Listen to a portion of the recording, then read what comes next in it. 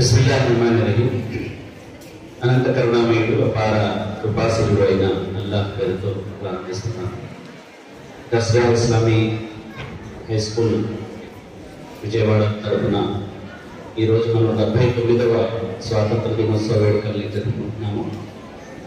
వేదికపై ఉన్నటువంటి Dargah Islami high school vice president గారు, సెక్రటరీ గారు, అలాగే కమిటీ సభ్యులు, గౌరవనీయులైన ప్రిన్సిపల్స్, ప్రియమైన పిల్లలారా మరియు ప్రియమైన అధ్యాపకులారా, అస్సలాము అలైకుం వరహ్మతుల్లాహి వబరకాతుహు.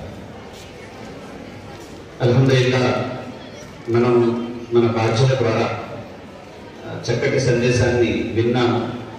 కాబట్టి నేను ఎక్కువ వివరాలకు వెళ్ళకుండా రెండు విషయాలు పిల్లలతో మరియు అధ్యాపకులతో ప్రస్తావించాలనుకుంటున్నాను. మనం 79 సంవత్సరాలు స్వాతంత్రం సముపార్జించి జరిగినప్పటికీ ఈరోజు భారతదేశంలో 52% మంది ప్రజలు ఒక పూట మాత్రమే భోజనం చేస్తున్నారు. అలాగే భారతదేశంలో ఉన్నటువంటి కుటుంబాల్లో సొంత ఇల్లు ఉన్న వాళ్ళు 32% మాత్రమే ఉన్నారు. రమారమి భారతదేశంలో 3 వంతుల్లో 1 వంతు ప్రజలకు తాగునీటి సదుపాయం లేదు. ఇంకా ఆశ్చర్యపోయే విషయం ఏంటంటే, ఉత్తరాది రాష్ట్రాలు ఏవైతే ఉన్నాయో ఆ రాష్ట్రాల్లో స్కూళ్లలో పిల్లలు వెళ్ళడానికి పిల్లలకు వాష్రూమ్ సదుపాయం కూడా 90% స్కూళ్లలో లేదు. ఇంకా ఆశ్చర్యపోయే ప్రధానమైన విషయం ఏంటంటే, అక్షరాస్యత శాతం ఈ రోజు కూడా భారతదేశంలో 70% లోపే ఉంది, కానీ అంతకు మించి ఇప్పటివరకు వెళ్ళలేదు. ఇలా 1-2 కాదు చూసుకుంటూ పోయినట్లయితే 79 సంవత్సరాల ఈ స్వాతంత్ర భారతావనిలో మనం సాధించినటువంటి ప్రగతి వికాసాలు ఎన్ని ఉన్నప్పటికీ దాని వెనుక ఎన్నో ఎన్నో ఎన్నో విషాదమైనటువంటి గాథలతో నిండుకుని ఉన్నటువంటి దేశంలో మనం ఉన్నాం. గత 14 సంవత్సరాల నుంచి భారతదేశంలో మతోన్మాదం పెరిగిపోయింది. మత విద్వేషాలతో విద్వేష రాజకీయాలు పెరిగిపోయాయి. అదేవిధంగా ఒకవైపు భారతదేశాన్ని పటిష్టంగా ఉంచేటువంటి వ్యవస్థలు ఏవైతే ఉన్నాయో ఇవన్నీ అవినీతిమయమైపోయాయి. ఎంత అవినీతిమయమైపోయాయంటే, ఒక కుక్కను అలంకరించి ఇది సింహం అని చూపిస్తే అందరూ సింహం అని చెప్పే విధంగా పరిస్థితి మారిపోయింది. ఒక గాడిదను చూపించి ఇది పిల్లి అంటే పిల్లి అని నమ్మేటువంటి సమాజం, మీడియా పరిస్థితి మారిపోయింది. ఈ విధంగా భారతదేశంలో కొన్ని దుష్ట శక్తులు ఏవైతే ఉన్నాయో అవి దేశ స్వాతంత్ర సమరంలో వాటి పాత్ర 0, కానీ ఈరోజు వాళ్ళు హీరోలై కూర్చున్నారు.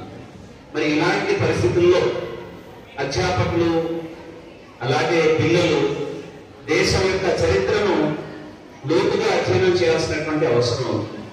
ఎందుకంటే ఒక అధ్యాపకుడు తన జీవిత కాలంలో ఒక డేటా ప్రకారంగా 50,000 మంది పిల్లలు చదువు చెప్తారు అని చెప్పడం జరిగింది. అంటే అతని 36-38 సంవత్సరాల తన సర్వీస్ లో ప్రమాణం 50,000కు పైగా పిల్లలు అక్కడి నుంచి చదువు నేర్చుకుని బయటకు వెళ్తారు. దీన్ని బట్టి అప్పుడు విషయం ఏంటంటే, పిల్లల యొక్క మనోమస్తిష్కాన్ని పాజిటివ్ గా మార్చడంలో అధ్యాపకుల పాత్ర ఎనలేనిది.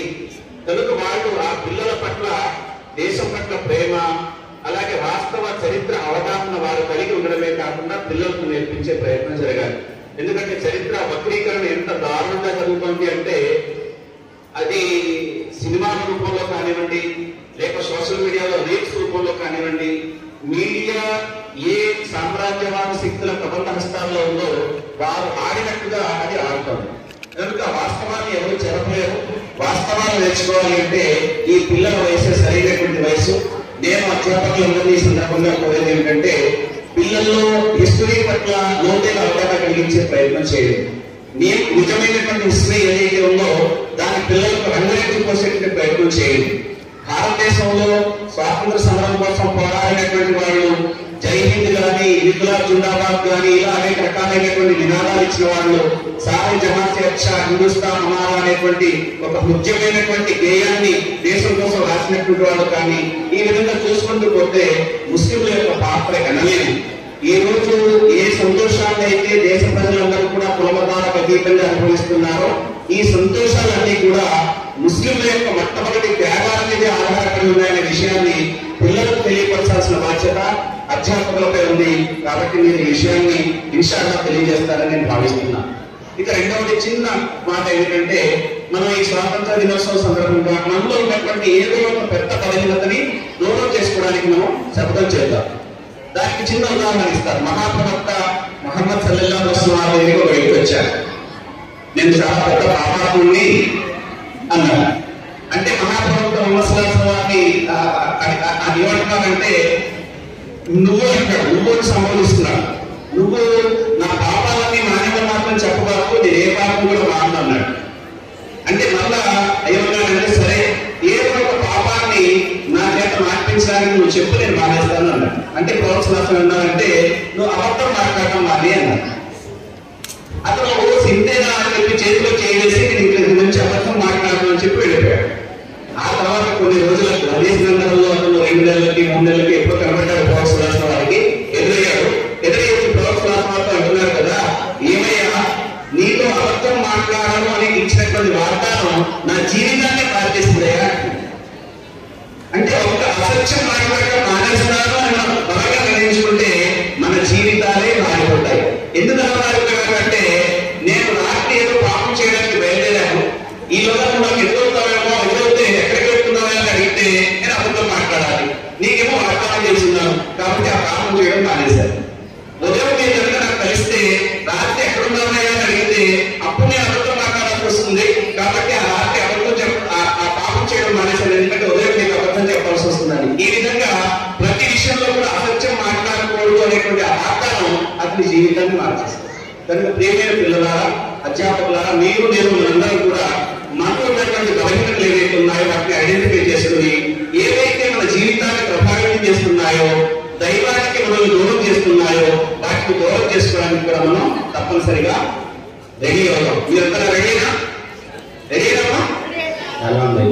రెండవది ఏంటంటే, ఈ దేశానికి మన తరఫున ఏదో ఒక కాంట్రిబ్యూషన్ దొరకాలి. ఆ విధంగా మనం తయారవ్వాలి. దీనికోసం మీరు కూడా ప్రణాళికలు తయారు చేసుకోవడం.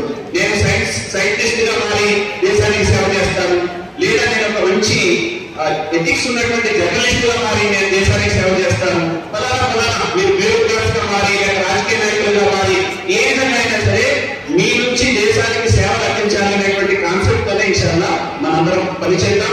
అల్లాహ్ సుబ్హానహు వ తఆలా దుఆ చేస్తున్నాం. ఇక్కడ డిమాన్స్ట్రేషన్ ఏదైతే పిల్లలు చేశారో వారికి మరిన్ని సమాచారం అల్లాహ్ సుబ్హానహు వ తఆలా ఇవ్వాలని, ఎందుకంటే చాలా చక్కటి డిమాన్స్ట్రేషన్ జరిగింది, చక్కటి ప్రిపరేషన్ కూడా అధ్యాపకులు చేయించారు. వారికి కూడా నేను హృదయపూర్వక శుభాకాంక్షలు తెలియజేస్తూ మరొకసారి మీ అందరికీ కూడా 79వ స్వాతంత్ర దినోత్సవ శుభాకాంక్షలు తెలియజేస్తూ అల్లాహ్ సుబ్హానహు వ తఆలా నా దేశాన్ని ఉన్నత నైతిక భారతావనిగా తీర్చిదిద్దాలని, ఈ 79వ స్వాతంత్ర దినోత్సవం సందర్భంగా మతోన్మాద శక్తులు ఏవైతే ఉన్నాయో వాటికి అల్లాహ్ సుబ్హానహు వ తఆలా కనువిప్పు కలగజేయాలని, వారికి సన్మార్గ భాగ్యాన్ని ప్రసాదించాలని, దేశాన్ని సమతౌల్యంగా సమైక్యంగా ఉంచేటువంటి భాగ్యం వాళ్ళకి దేవుడు ప్రసాదించాలని హృదయపూర్వకంగా దుఆ చేస్తూ ముగిస్తున్నాను. అప్పుడు దావానా అల్హమ్దులిల్లాహి వసల్లం. చరిత్రను పూర్తిగా లోతుగా అధ్యయనం చేద్దాం.